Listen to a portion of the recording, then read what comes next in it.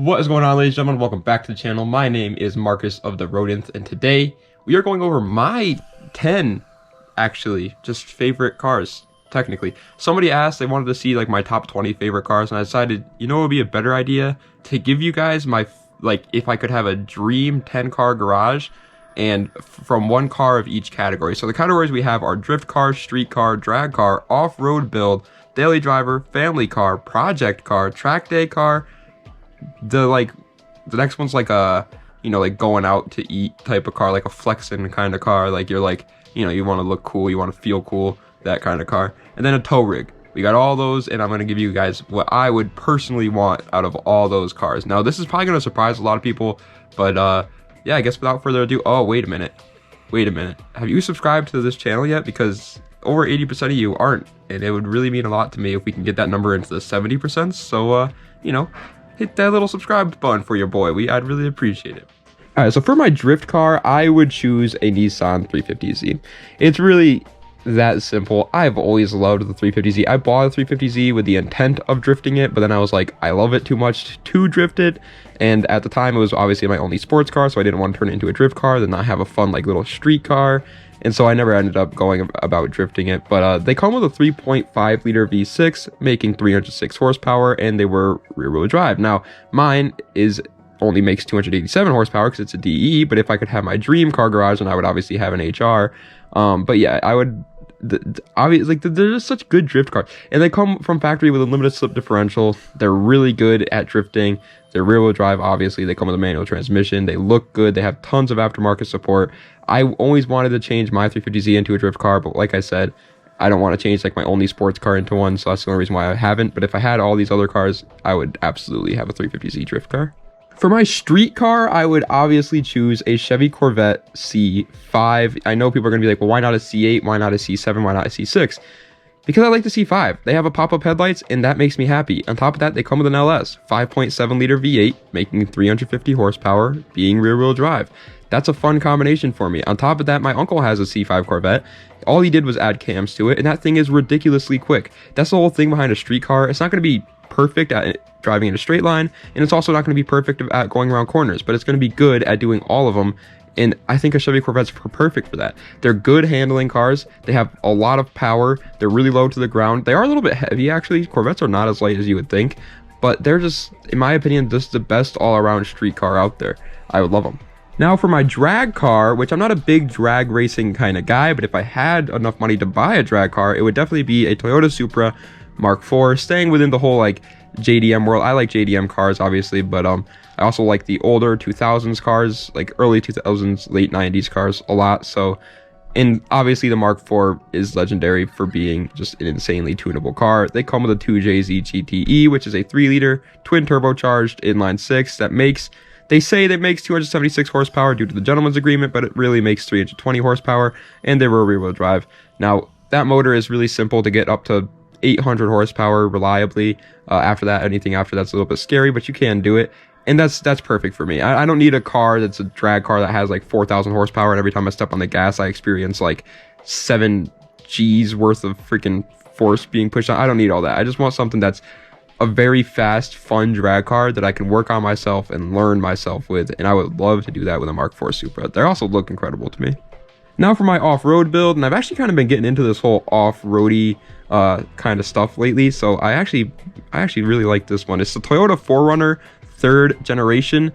They're in my opinion, the 3rd gen is just a little bit better than the 1st and 2nd gen, and then the 4th gen just kind of started going downhill from there. Although I do really like the new 4Runners. They're really cool looking cars, but I would definitely pick a 3rd gen just because they're so classic, so nice looking. They come with a 3.4 liter V6, making 183 horsepower, and they were obviously 4x4.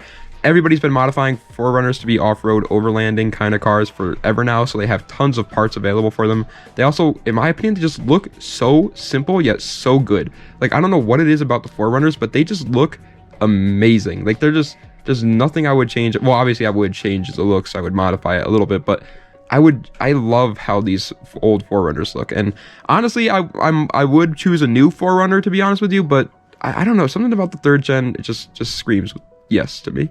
Now for my daily driver, my personal daily driver, if I was like, driving this car to work every day, it would be the BMW M4 G82.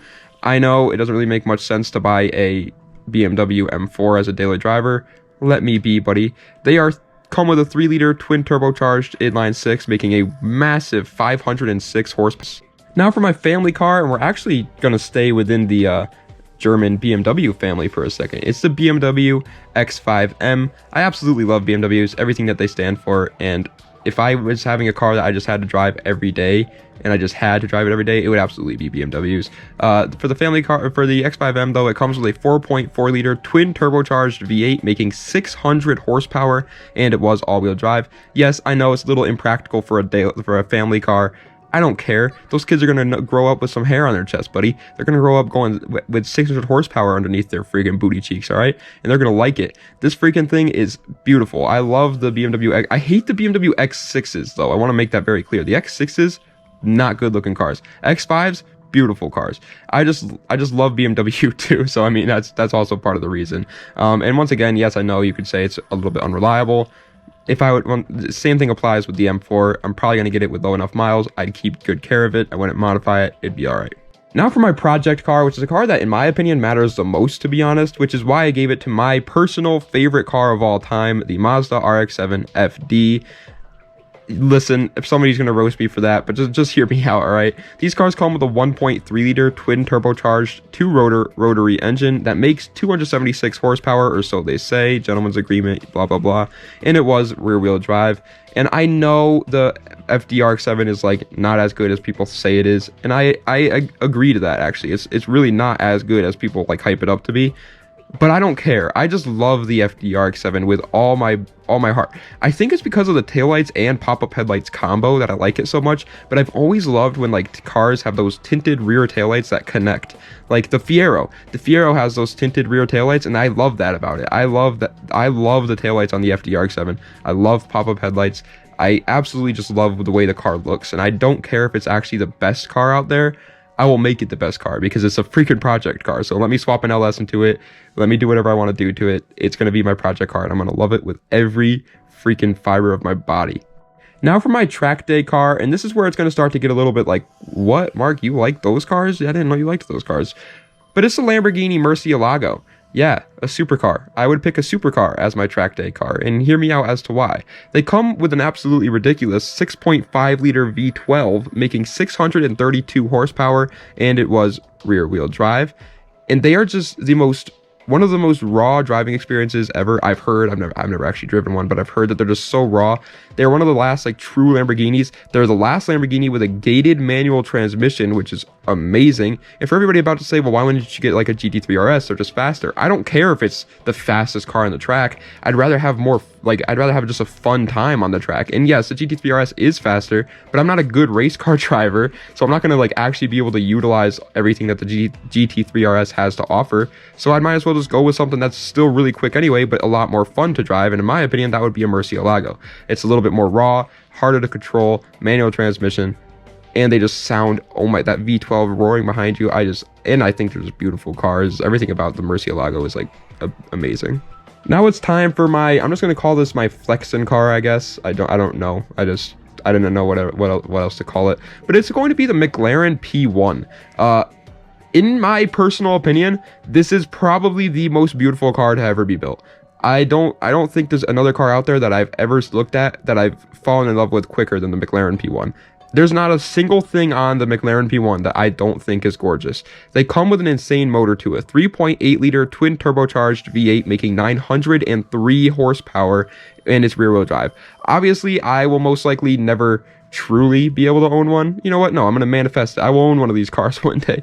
But either way though, I've never even seen one in person. Like, they're just amazing. I absolutely love the McLaren P1 with all my heart. I think it's the most beautiful car out there, and obviously it's a like $1 million hypercar, so in terms of the flexin' category, I don't really have to explain that. People are going to be like, oh yeah, that's a $1 million hypercar.